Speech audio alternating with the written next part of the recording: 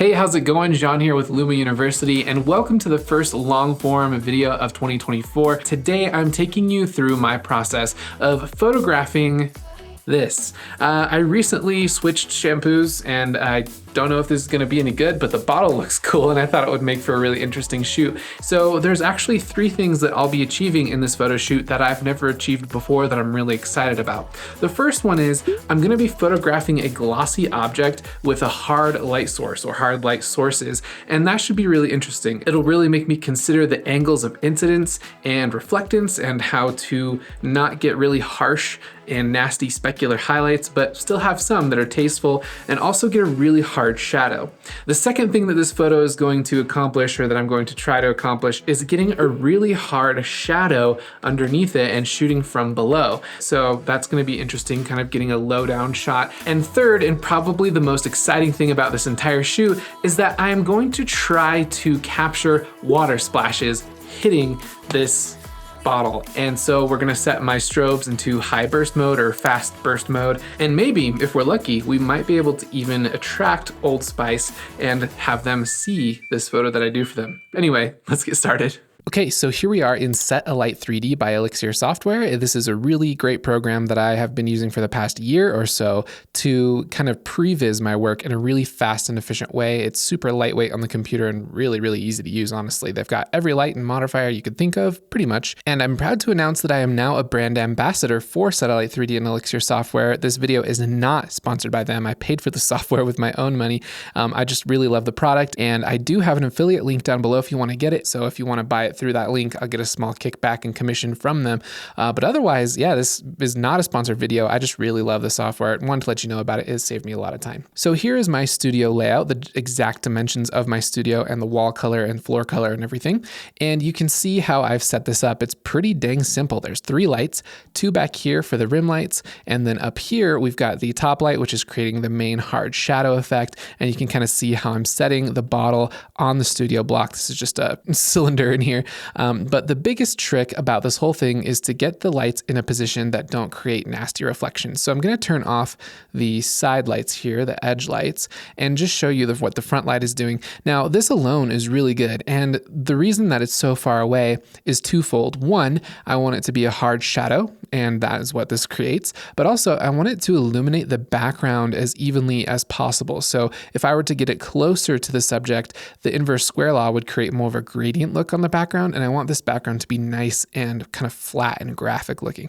And then secondly, the big thing is I want to keep the angles of incidence out of reflecting the light source directly into the camera. So to show you what that means, if I pull this down, you can kind of see how the light is reflecting. And when I get to a certain point, it'll create a really nasty specular highlight down the bottle here. So this front is getting like this strip of light, but we want to avoid that kind of ugly specular stripe down the front. So when you get it high enough, not only are we getting it farther away to make the background a nice even color, but we're also getting that super hard shadow, and that's directly in front of the bottle there. So if I go ahead and turn this off and I turn on the side lights, you'll see what those are doing. And the idea is very similar, just in a different position, to where I don't have direct reflections off the angles of incidence. I'm creating a hard textured edge light, which I'm going to play with. But I also have added, just into these little lights, I've added a little bit of warm color temperature, like adding a quarter CTO gel. And that will just keep everything a little more warm on the edges, which kind of complements that cream color. So we'll see how that works out, but I think it should work really well. So that is the lighting setup. Oh, and I should show you, of course, the camera angle is very low underneath it, so we get it hanging over the edge here. And then if I take this foam board at the bottom out, just remove it from set, look at the shadow underneath and how much darker it gets. So I wasn't really a big fan of how incredibly dark that shadow was. So I went ahead and just put a little bit of fill, and it just sits on the floor, which is kind of cool and kind of minimal. So that's the setup. There's not a whole lot to it. It seems pretty simple, but I really love just throwing my ideas into Set Alight 3D to get a really good sense of what to do and how the set should be beforehand and how to build it. So this gives me a really good idea and should be pretty simple to set up. The biggest thing with this is that I'm going to be doing splashes, like I mentioned, so I'll be throwing water around, which means I'll need to set this up so that the floor is covered in some kind of plastic and stuff like that, and I don't have any cables hanging down because you don't want to get electrocuted doing this. So you got to be very safe, but that is the set. So let's go ahead and get it cranked out out in real life.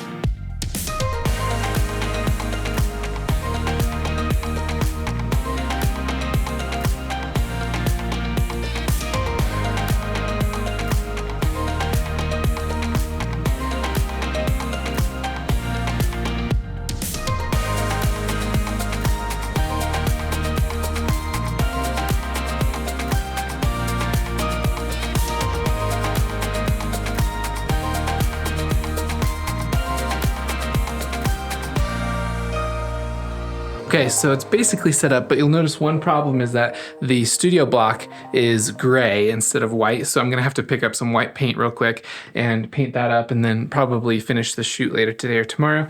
And yeah, now we just need to do some testing, actually take some shots and make sure the lighting looks right, and then that's basically it. I think it was actually really easy.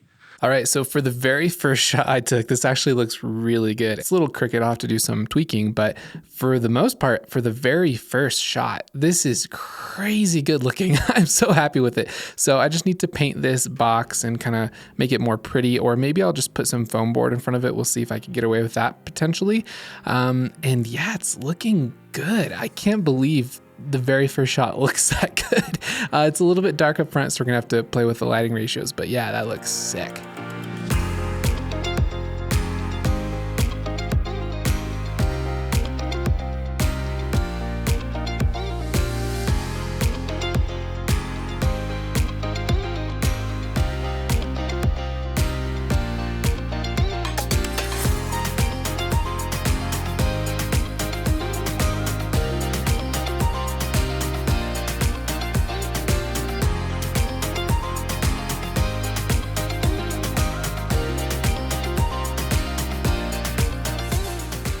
There we go, now it's looking good. I'm gonna turn the top light back on and see how it looks all together now.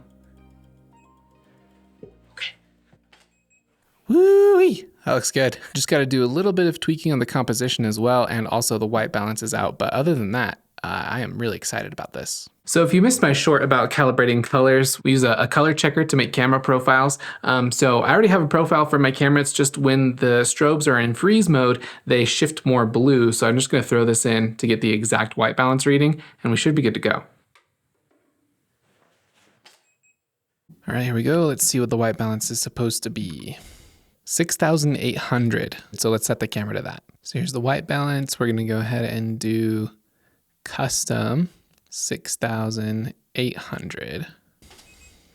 Epic, that's looking really good. So again, we're gonna probably have to tweak these things just a little bit to make sure everything's dialed in, but I'm really happy with that. All right, now for the fun part, I'm gonna go ahead and get some water and some cups or something to throw it with. I'm not quite sure what it'll be. And then we're just gonna try it out and see if I can do it. The real trick is going to be getting the timing right. I'm gonna try using the timer, or yeah, I didn't think that part through. We'll figure it out.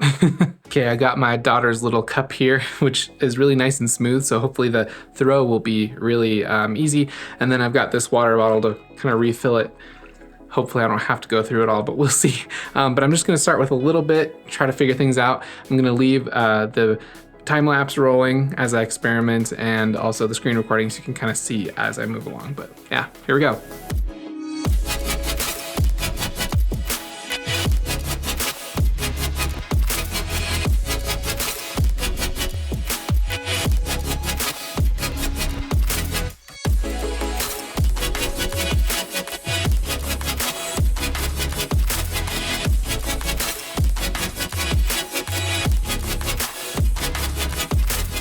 All right, so I'm in Lightroom doing some basic stuff. This is the before and this is the after. You can see that change is pretty significant actually, but it's actually not that complex. All I've done is I have fixed the white balance, and then I did a keystone correction to get the horizon perfect. So you can see that now everything is correctly colored. I'm gonna do the actual color grade next, and then select the images that I wanna bring into Photoshop. But we're just gonna time lapse through all this and yeah, blast through it.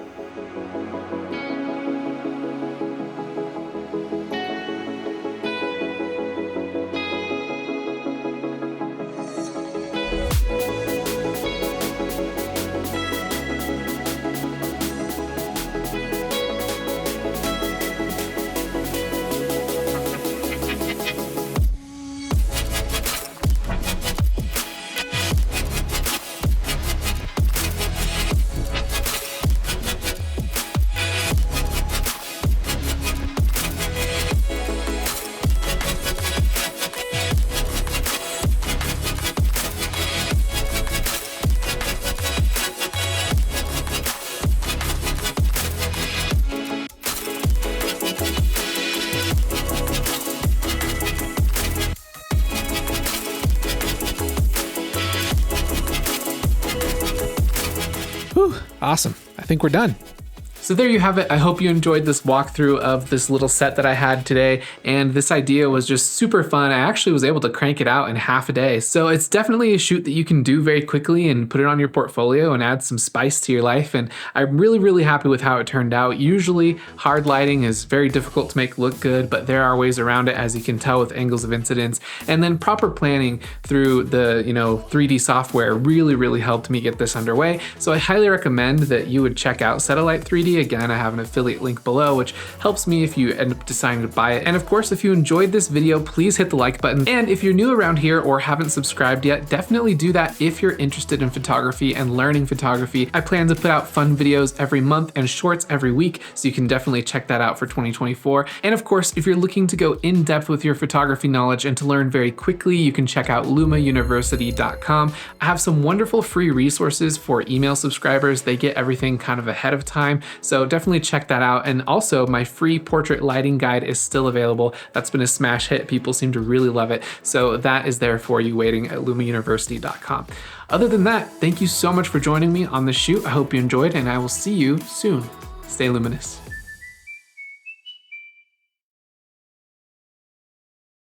Just breaking down the set and look at the warping of this.